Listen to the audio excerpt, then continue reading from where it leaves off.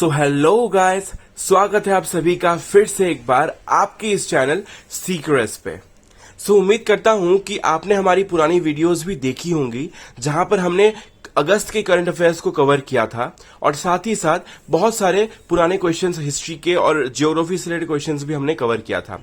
तो आज के इस वीडियो में मैं यानी आयुष आपके साथ डिस्कस करने वाले हैं कुछ ऐसे जनरल अवेयरनेस के क्वेश्चन जो आपके एग्जाम में बहुत हेल्पफुल होने वाले हैं। तो चलिए बिना वेस्ट किए अपने टाइम को शुरू करते हैं हमारा आज का ये वीडियो। हमारा प्रश्न है, निम्नलिखित में से मध्य प्रदेश का कौन सा शहर शिप्रा नदी के तट पर बसा हुआ है? जिसके ऑप्शंस हैं भोपाल, उज्जैन, ग्वालियर और इंदौर। दोस्तों इसका सही जवाब है उज्जैन। चलिए अब चलते हैं इसके कुछ पॉइंट्स पर डिस्कस करने। तो उज्जैन भारत की एक पवित्र नदियों में से एक नदी है और इसी उज्जैन में कुंभ का मेला भी इस नदी के किनारे ही लगता है। 12 ज्योतिर्लिंग में से एक ज्योतिर्लिंग यानी कि महाकालेश्वरम भी यहीं पर स्थित है।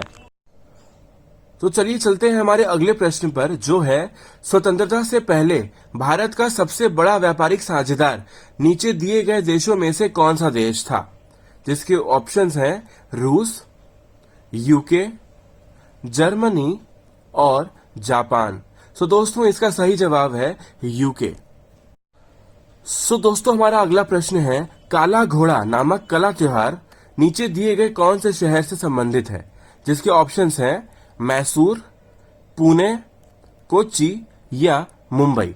दोस्तों इसका सही जवाब है मुंबई। तो चलिए फटाफट से जान लेते हैं इसके कुछ पॉइंट्स के बारे में। तो दोस्तों काला घोड़ा नामक कला त्योहार मुंबई में हर एवरी ईयर फरवरी में बनाया जाता है और यह माना जाता है कि इस दिन लोगों को दूर दूर से इस कला त्योहार को देखने जरूर आना चाहिए। आप कब जा रहे हैं मुंबई? आप जरूर साझा करिए। दोस्तों अब चलते हैं हमारे अगले प्रश्न पर, जो है कि नील की खेती करने वाले किसानों को सहायता करने के लिए गांधी जी को चंपारण चलने पर किसने राजी किया था? जिसके ऑप्शंस हैं महादेव देसाई, राजकुमार शुक्ला, ब्रज किशोर या डॉक्टर राजेंद्र प्रसाद। दोस्तों इसका सही जवाब है राजकुमार शुक्ला। तो चलिए फटाफट से जान लेते हैं और डिस्कस कर लेते हैं इसके पॉइंट्स के बारे में। दोस्तों चंपारण के किसान राजकुमार शुक्ला ने नील की खेती करने के लिए मजबूर किसान की दुर्दशा से महात्मा गांधी जी को उस समय अवगत कराया और गांधी जी से ये राजी करवाया, आग्रह किया कि स्वामी आप हमारे साथ एक बार चंपारण चलें। यह सुनकर 15 अप्रैल 1917 को पहली बार महात्मा गांधी जी चंपारण पहुंचे और सिर्फ राजकुमार शुक्ला जी के कहने पर। तो दोस्तों हमारा अगला प्रश्न है कि कोशिका में राइबोसोम का क्या कार्य होता है?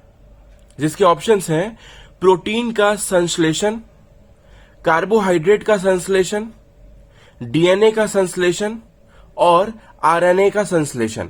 दोस्तों इसका सही जवाब है प्रोटीन का संश्लेषण।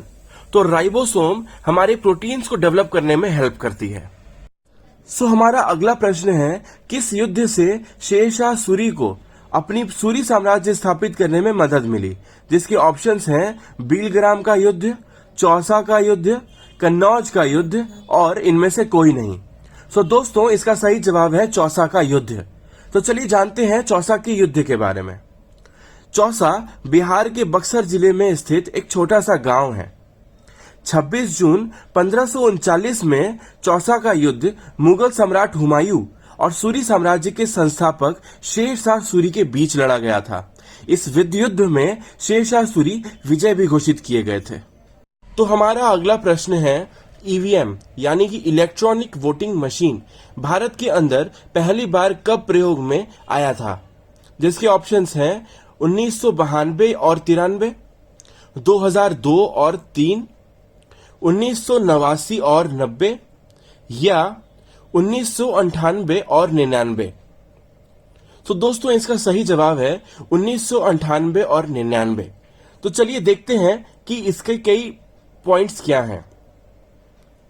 नवंबर 1998 में 16 विधानसभा के चुनाव में यह ईवीएम मशीन पहली बार इस्तेमाल किया गया था।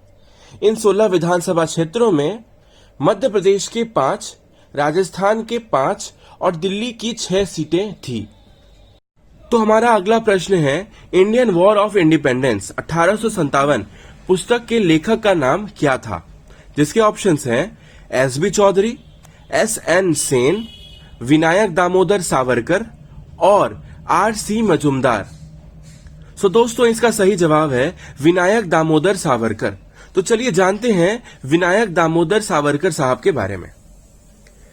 विनायक दामोदर सावरकर साहब एक महान क्रांतिकारी, स्वतंत्रता सेनानी, समाज सुधारक, इतिहासकार और साथ ही साथ राष्ट्रवादी नेता भी थे। इनकी यह पुस्तक मराठी भाषा में भारत के इतिहास पर लिखी गई थी। तो हमारा अगला प्रश्न है कि किसने आगरा नगर की स्थापना की थी? ऑप्शंस हैं इब्राहिम लोदी, सिकंदर लोदी, बहलोल लोदी और इनमें से कोई नहीं। तो दोस्तों, इसका सही जवाब है सिकंदर लोदी। तो चलिए फटाफट से जान लेते हैं आगरा नगर की स्थापना के बारे में।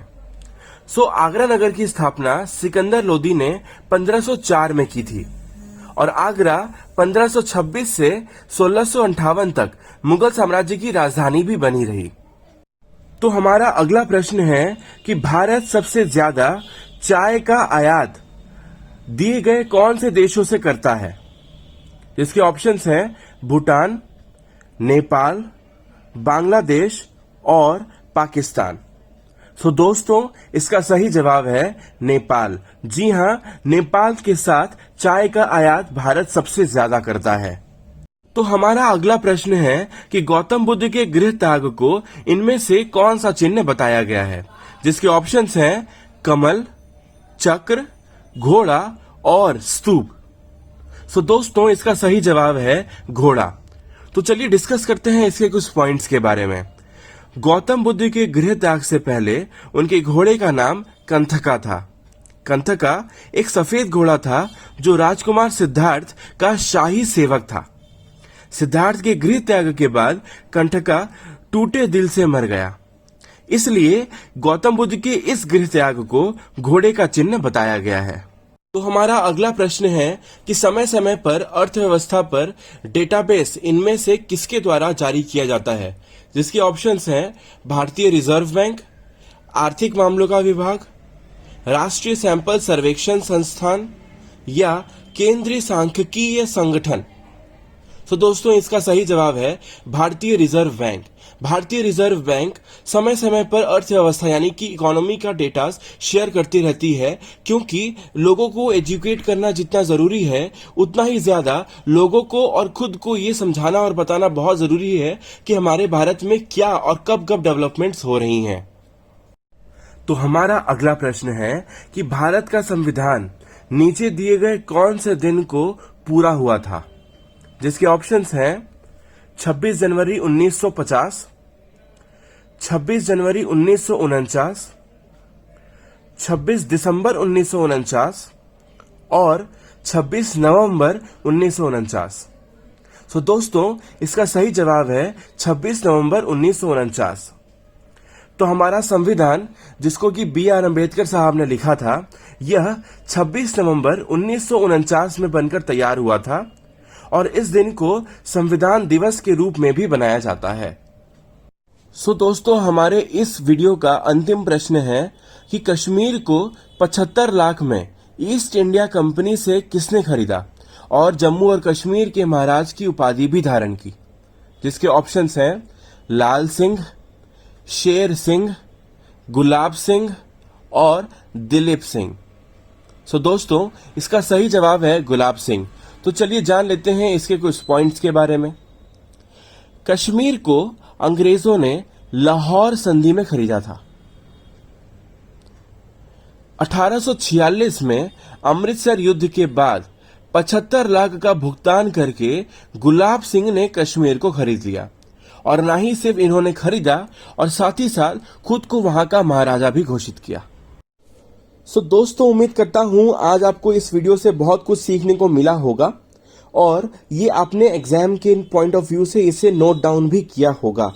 आप जितने भी क्वेश्चंस हम बताते हैं उसे अपने कॉपी पेन में जरूर नोट करते जाइए, बिकॉज ये आपको एग्जाम के टाइम पर रिव्यू करने में बहुत हेल्प करेगा और रिवीजन आपकी फटाफट से होती चली जाएगी। सो दोस्तों, आज के लिए इतना ही। अब हम मिलते हैं हमारे नेक्स्ट वीडियो में। तब तक के लिए बाय बाय।